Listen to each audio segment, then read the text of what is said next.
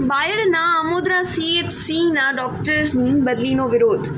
Doctor Awadhesh ચૌધરીની બદલી કરી દેતા ગ્રામજનોમાં રોષ. છેલ્લા 22 વર્ષથી આ વિસ્તારની જનતા માટે દેવદૂત સમાન ડોક્ટર ચૌધરી. ગ્રામજનોએ આજે આમોદરા CHC ખાતે કર્યા સૂત્રોચ્ચાર. અહેવાલ જયદીપ ભાટિયા, અરવલ્લી.